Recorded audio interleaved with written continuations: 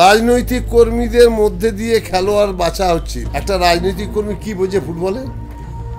একটা রাজনৈতিক, আমি একদিন জিজ্ঞাসা করেছিলাম কোন একটা রাজনীতি কি বোঝো তোমরা বলো তো, একটা 40 গজের শট মারতে গেলে পায়ের কি অ্যাকশন থাকবে? জানো না?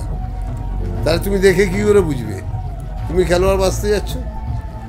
অভিভাবকেরা যেতে বারণ করে না, ফুটবল খেলার দরকার নেই, এখন সব ক্রিকেটে চলে যাচ্ছে। 1753টা ম্যাচ কেউ খেলে। আমি যত ট্রফি দিয়েছি সোহেল মান্না চুনি গোস্বামীও দেয়নি। আমি 58টা ট্রফি দিয়েছি, কেউ দেয়নি।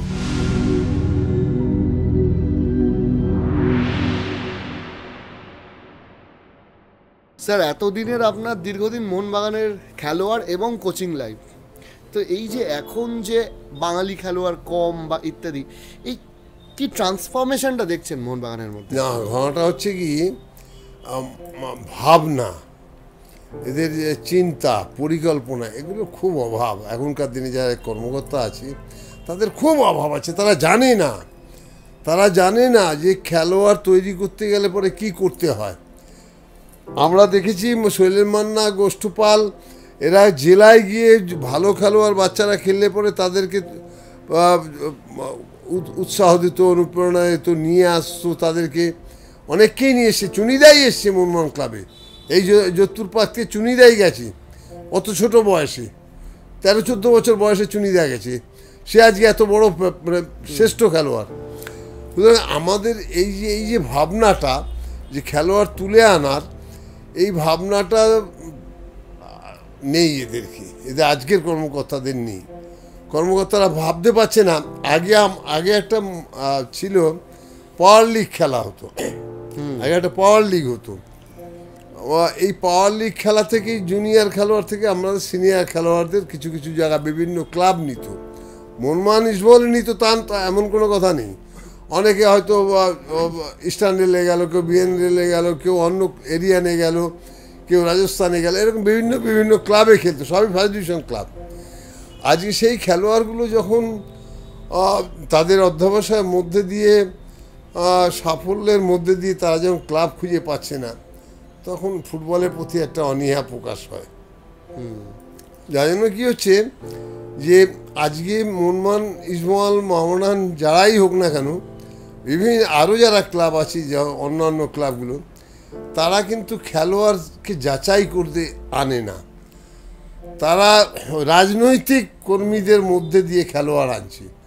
আমার কাছে প্রমাণ আছে, রাজনৈতিক কর্মীদের মধ্যে দিয়ে খেলোয়াড় বাঁচা হচ্ছে। একটা রাজনৈতিক কর্মী কি বোঝে ফুটবলে? একটা রাজনৈতিক, আমি একদিন জিজ্ঞাসা করেছিলাম কোন একটা রাজনীতি কি বোঝো তোমরা বলো তো, একটা 40 গজের শট মারতে গেলে পায়ের কি অ্যাকশন থাকবে? জানো না? তাহলে তুমি দেখে কি করে বুঝবে? তুমি খেলোয়াড় বাঁচতে যাচ্ছ। হচ্ছে গিয়ে এগুলো আমাদেরও সেইভাবে আলোড়ন নেই, আমাদের এক্স প্লেয়ারদেরও সেইভাবে। আগে ধরো মোহনবাগান ক্লাবে ধীরেন্দা আসলে পরে সোহেল মান্না পরে চুনি গোস্বামী, এরকম করে ধীরেন্দারা করেছিল। তা কিন্তু আজকে কোথায় করছি? আজকে মোহনবাগান ক্লাব ডাকে? একবারও ডাকেনি। আজকে মোহনবাগান ক্লাবে 130-31 বছর বয়সে আমি যত ম্যাচ খেলেছি কেউ খেলেনি। 1753টা ম্যাচ কেউ খেলেনি, কেউ না, নট ইভেন সোহেল মান্না, চুনি গোস্বামী, এত ম্যাচ কেউ খেলেনি।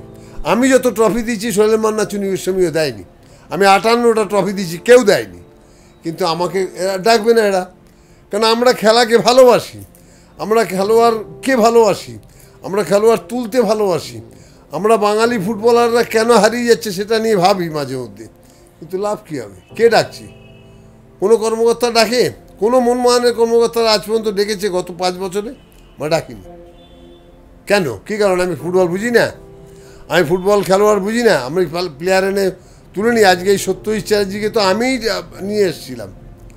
আপনার হাত ধরে বহু প্লেয়ার তাহলে তো এই যে পদ্ধতিটা না, এটা রাজনৈতিক কর্মীরা অহেতুকের মধ্যে দিয়ে ঢুকে যাচ্ছে, যে দলেরই হোক না কেন। এদের আসা উচিতই না। এরা জানে না, এরা গ্যালারিতে বসে খেলা দেখতে ভালোবাসে, খেলোয়াড় তৈরি করতে এরা পারবে না। ভালো খেলোয়াড় কে তা এরা বলতে পারবে না। এইসব মিলিমিশে হয় কি যে সত্যি কথা বলছি, ফুটবল খুব বাংলার খুব খারাপ জায়গায় চলে এসেছে, খুব খারাপ জায়গায় আসছে, আরও আসবে, আরও আসবে। আমি বলছি যদি ক্লাবগুলো বা ক্লাবের যারা মেম্বার আছে, যারা সমর্থিত লোক আছে, তারা যদি সঠিকভাবে এর বিরুদ্ধে না রুখে দাঁড়ায়, তাহলে বাংলার ফুটবল, বাঙালির ফুটবলের পক্ষে খুব খারাপ জায়গায় আসবে। আজকে হেরে যাচ্ছে সন্তোষ ট্রফি, হ্যাঁ আজকে হেরে যাচ্ছে তো।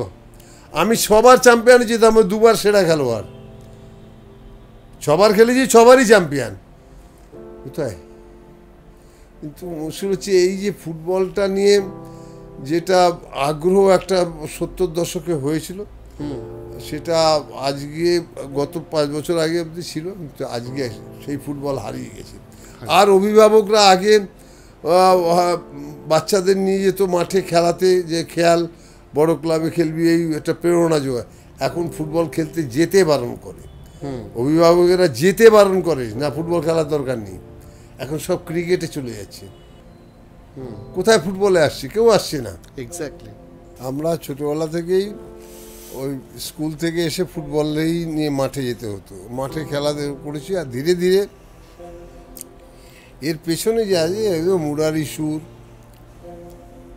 অশোক ব্যানার্জি, আমার মামারা, আমার মা, এদের একটা উৎসাহ ছিল, যে উৎসাহকে কাজে লাগিয়ে আমি আস্তে আস্তে আস্তে প্রতিষ্ঠার পথে পা দিয়েছিলাম। আমি জানি না প্রতিষ্ঠা পেয়েছি কিনা, তোমরা বলতে পারবে, কিন্তু আমার মনে হয় ভারতবর্ষের যে কোনো ফুটবলের প্রাইজ, সেরা খেলোয়াড়ের প্রাইজ, আমি প্রত্যেকটা আমি সন্তোষ ট্রফি 2বার সেরা খেলোয়াড় হয়েছি, আমি এখানকার কলকাতা লিগে 2বার সেরা খেলোয়াড় হয়েছি, আমি ডুরান্ডের সেরা খেলোয়াড় হয়েছি, রোবার্সের হয়েছি। তো সব মিলেমিশে একটা ডেডিকেশন ছিল আমার একটা মন ছিল যে ফুটবল খেলে ভালো জায়গায় পৌঁছতে হবে, সেই দৃঢ়তা, এবং তাতে আমার মার একটা প্রেরণা ছিল